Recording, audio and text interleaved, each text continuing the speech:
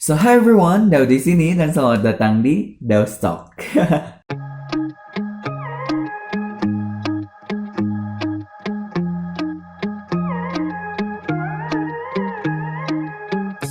Well, mungkin beberapa di antara kalian yang udah ngikutin aku lama akan sedikit merasa bingung karena ini setnya berbeda. Cause biasanya kan aku syuting di mini studio aku di kamar gitu. Tapi kali ini aku pindah ke ruang tamu gitu. So, I just wanna get some fresh vibe gitu untuk segmen ini. So, gimana menurut kalian? Kalian suka nggak set di sini?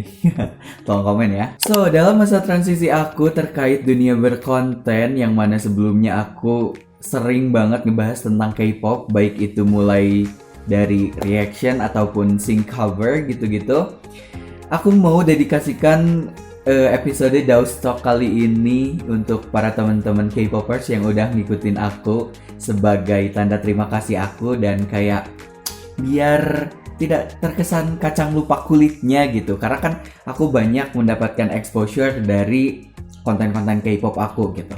So, untuk episode Dao's Talk kali ini akan aku angkat judul Aku dan K-pop. Oke, agar isi videonya lebih runut, di sini aku bakalan menjelaskan sedikit aja kali ya tentang K-pop itu sendiri. Well, seperti yang kita tahu, K-pop itu merupakan salah satu genre musik yang dibawa oleh Korea Selatan sana. Di mana genre musik ini menggabungkan beberapa genre musik terkenal ke dalam satu lagu. Nah, biasanya genre yang paling sering dipakai untuk K-pop ini sendiri biasanya ada hip hop, EDM, house, dan juga ballad. Oh, satu lagi, dance. Nah, genre-genre ini kemudian digabungkan menjadi satu lagu dan lahirlah K-pop itu sendiri. Nah, untuk K-pop sendiri diawali pada tahun 90-an lalu di mana mereka berhasil mendebutkan generasi pertamanya dan ya grup yang terkenal pada saat itu ada HOT untuk boy grupnya dan juga SES untuk girl grupnya. Dan untuk solonya ada BoA, kalau kalian tahu BoA yang datang dari SM Entertainment. Nah, untuk di Indonesia sendiri sebenarnya tuh aku nggak tahu ya spesifiknya kapan terkait pengenalan K-pop industri ini sendiri gitu. Nah, tapi yang aku tahu seingatku dulu gitu, K-pop ini mulai nge-hype itu di awal tahun 2010-an ke atas gitu, dimana awal-awal era Super Junior, SNSD, 21, dan juga Big Bang gitu. Dan mungkin banyak grup lain yang aku nggak tahu pada saat itu. Cuman yang aku ingat pada saat itu 4 pilar grup K-pop tuh ya itu yang menguasai gitu. Nah, seiring berjalannya waktu dan juga dari generasi ke generasi, K-pop ini sendiri juga sudah mulai dikenal lebih luas gitu. Bahkan tidak hanya sebagai genre lagu, tapi menjadi sebuah sistem yang mana kayak mereka tuh benar-benar membuat si K-pop ini menjadi sebuah culture atau budaya gitu, dimana tempat mereka memperkenalkan negaranya dari mulai makanannya, budayanya, tradisinya, dan juga hal-hal yang berbau Korea itu sendiri gitu. Nah, sekarang kita masuk ya ke awal mula kapan sih aku mulai mengenal K-pop gitu. Untuk pengenalannya sendiri, seperti yang aku sebut tadi, di mana K-pop itu mulai nge-hype banget di Indonesia tuh di awal 2010-an. Nah, aku juga pada saat yang sama, aku juga diperkenalkan dengan salah satu music video dari grup SNSD yang judulnya Oh pada saat itu. Dan jujur dari kecil juga memang aku sebenarnya anaknya suka musik gitu. Dan emang terbuka aja untuk berbagai genre termasuk K-pop ini sendiri. Nah, si music video dari SNSD ini yang judulnya Oh ini dikenalkan oleh kakak ipar aku, cowok, dimana dia tuh punya laptop kan yang dulu tuh zamannya kayak MV K-pop tuh di-download gitu.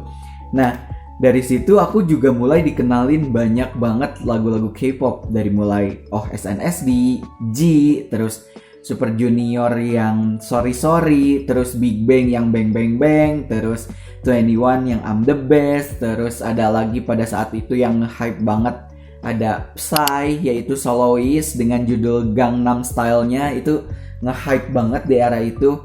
Dan kemudian ya udah aku suka aja gitu lagu-lagunya. Nah, singkat cerita, dari situ aku cuman ya mengenal lagu-lagunya aja gitu, nggak tahu bahwa itu tuh datang dari Korea, bahwa itu tuh lagunya berbahasa Korea, and nggak tahu gitu. Aku cuma suka musiknya aja gitu. Cause I really like music so much since I was a kid gitu. And then selang berjalannya waktu, aku juga mulai bertumbuh. Nah kemudian di SMP aku tuh juga mulai dikenalin lagi sama yang namanya dunia K-pop gitu, dimana sebenarnya ini unik sih ceritanya. Dulu tuh aku suka cewek gitu, salah satu cewek di kelasku waktu SMP. Tapi kebetulan juga dia tuh seorang K-popers gitu. Nah bersamaan era tersebut itu juga awal mula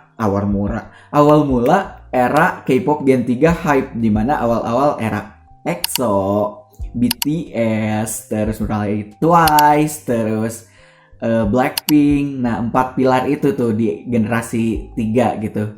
Nah habis itu ya balik lagi ke cerita tadi, long story short, karena aku suka sama seseorang gitu, dan kebetulan dia juga K-popers. Nah dia tuh kebetulan suka EXO. Nah pada saat itu aku mulai ngulik lah, kayak ala-ala si paling pengen pengen attention gitu. Nah jadi aku mulai kayak mengulik apa yang dia suka. Ternyata aku juga suka si EXO ini, dari mulai genre musiknya, dari dance-nya, terus dari mulai the way mereka produce music video. Dan pada saat yang sama aku kebetulan juga emang sudah mulai suka industri produksi gitu, dan aku juga suka MV-nya. Nah sampailah pada comeback EXO yang judulnya Sing For You. Nah aku suka banget di situ MV-nya, kayak visualisasinya ada 3D-nya dan segala macam. Nah long story short lagi, tapi pada saat itu tuh aku belum yang bener-bener suka banget ya, karena memang tujuan awalnya bukan untuk menggali genre tersebut atau culture tersebut gitu, tapi ya emang karena si orang ini gitu. Nah kemudian sampailah di era 2017, pertengahan aku SMP akhir SMP gitu, aku mulailah dikenalkan dengan salah satu grup yang namanya Wanna One. Nah disinilah aku mulai bener-bener nge-hype K-pop banget, karena aku suka banget background story dari tiap membernya gitu. Dimana pada saat itu yang pertama aku ulik membernya itu ya adalah Lee Dae-hui, member Wanna One, salah satu member termuda di Wanna One gitu. Dan ternyata aku suka banget sama background story-nya, dimana dia dulunya tinggal di Amerika, terus dia juga sempat tinggal di Jepang, terus ke Amerika, kemudian dia di umur 17 tahun kabur ke Korea untuk menjalani mengikuti mimpinya sebagai idol gitu, intinya mah kesana gitu. And then dari situ aku mulai nge-hype K-pop, terus terutama Wanna One ya, aku nonton reality show-nya, aku nonton music videonya, walaupun ya aku nggak sampai sekarang juga aku nggak berkesempatan untuk memiliki merch atau datang ke salah satu konser K-pop gitu, tapi itu merupakan pengalaman yang cukup berkesan buat aku nge-stan si Wanna One ini, karena Wanna One ini merupakan grup yang tidak hanya menjual musik tapi background story, tapi juga kayak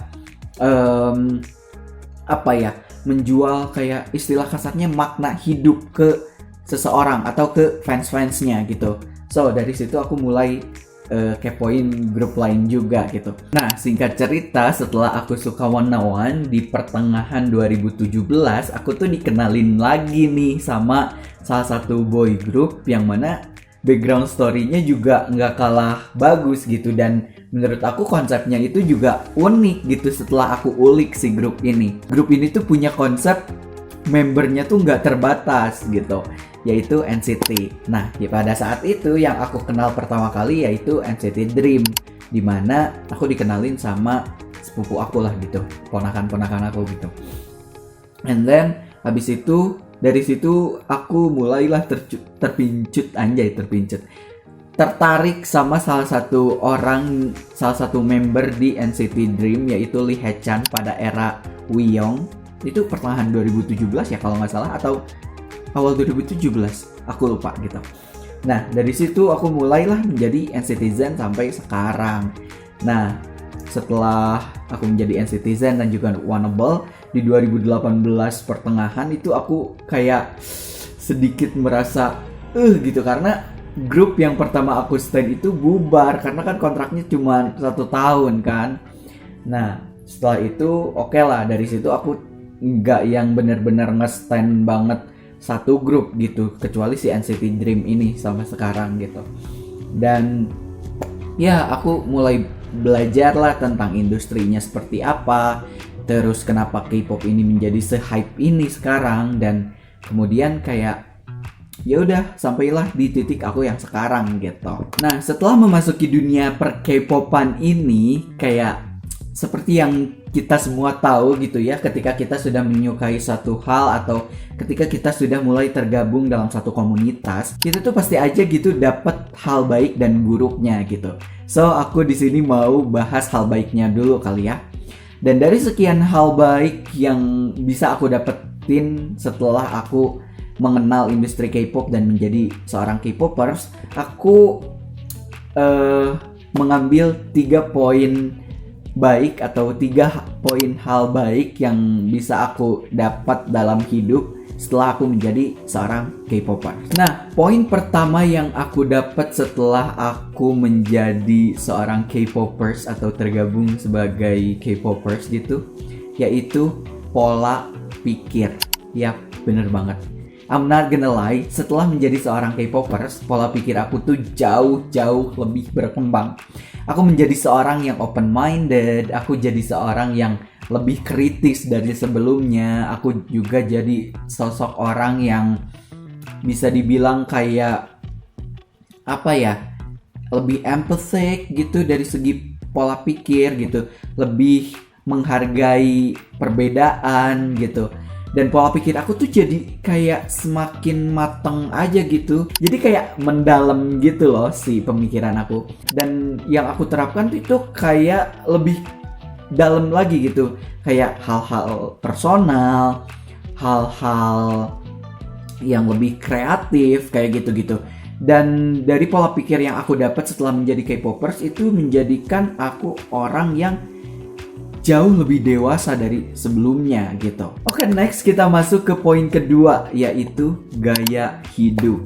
Ya bener banget, kayak I'm not gonna lie, setelah menjadi K-popers kita kan kayak aku akan ngomong bahwa ketika kita sudah masuk ke dalam satu komunitas, otomatis kita itu menjadi otomatis kita itu menjadi bagian dari sistemnya mereka gitu.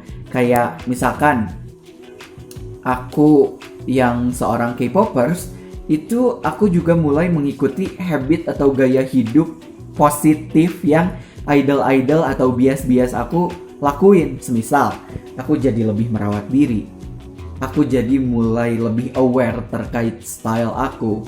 Terus aku juga jadi lebih aware tentang kayak gaya rambut, gaya ngomong, terus misalkan kayak pola hidup. Terus dari yang asalnya aku nggak suka olahraga jadi aku olahraga, yang asalnya aku nggak suka makanan sehat atau bahkan nggak suka makan sayur, aku jadi makan sayur karena sesimpel aku ngelihat idolku makan dengan cara di wrap terus dimakan pakai selada gitu. Aku tuh jadi lebih menyadari bahwa aku tuh ternyata adalah orang yang tertata, dan ketika ada satu hal yang mengganggu tatanan pola hidup yang sudah aku lakuin atau rinci gitu, itu aku bakalan bad mood parah coy, karena kayak merusak mood itu ketika si kehidupan ini tidak berjalan dengan sesuai dengan apa yang aku mau atau sesuai dengan to-do list yang udah aku buat gitu. So, kita masuk ke poin terakhir yang ketiga dan gak kalah crucial, yaitu konsistensi. Dari idol-idol K-pop yang aku ikutin, aku tuh belajar bahwa ternyata konsistensi itu membawa kita ke kesuksesan yang kita pengen, ke mimpi-mimpi yang kita pengen, ke wishlist yang kita mau gitu.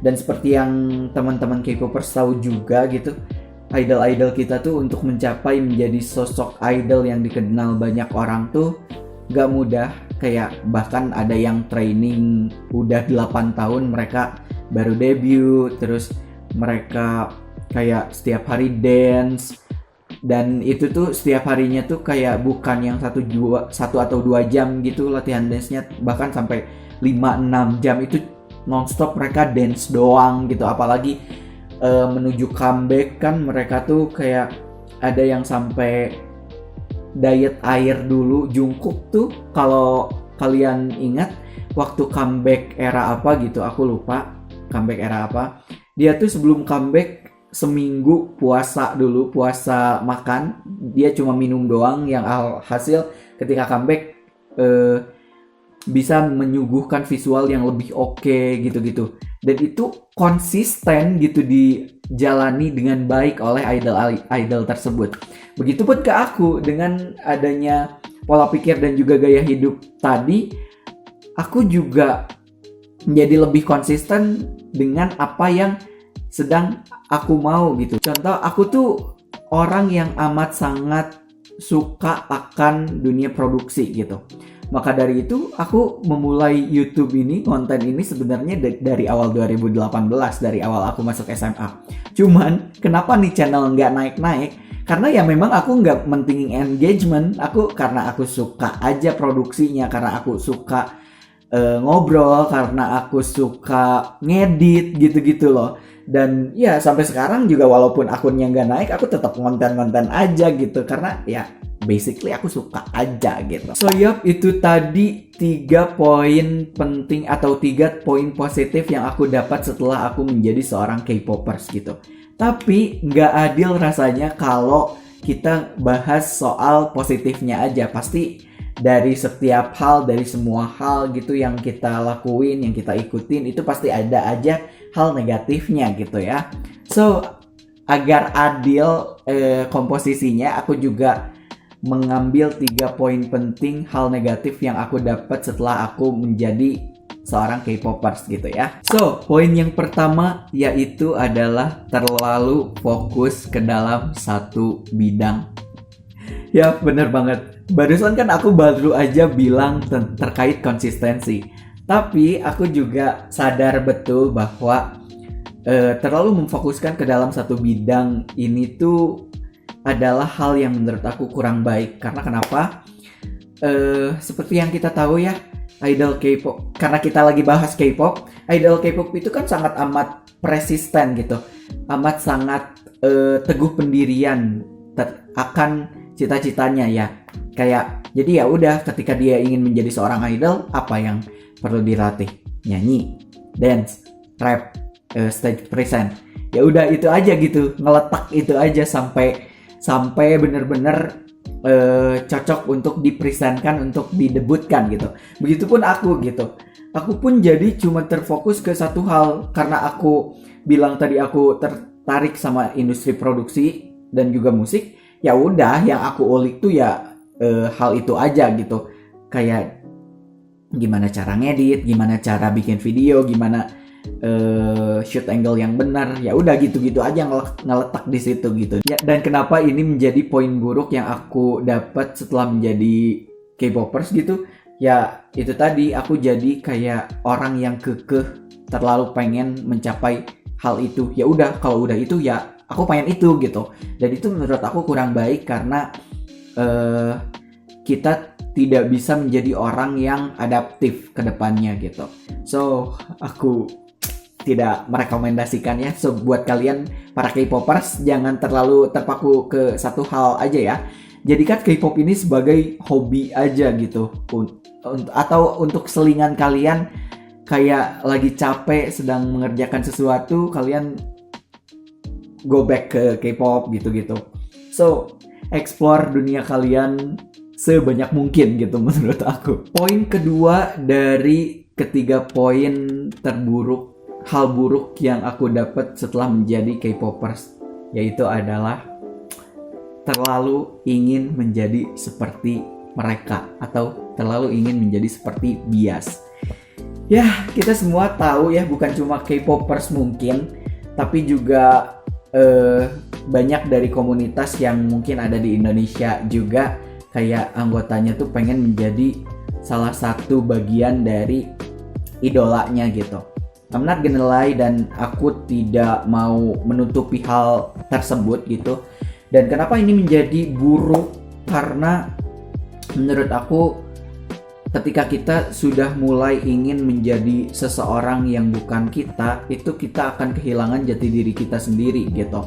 Dan ya, that's why aku masukin poin ini ke dalam hal terburuk yang bisa aku dapat setelah aku menjadi K-popers gitu. Aku sempet ada masanya aku obses pengen menjadi salah satu di antara mereka gitu. Aku pengen jadi seorang penyanyi juga, aku juga pengen jadi seorang performer juga, aku juga pengen punya visual sebagus mereka juga gitu.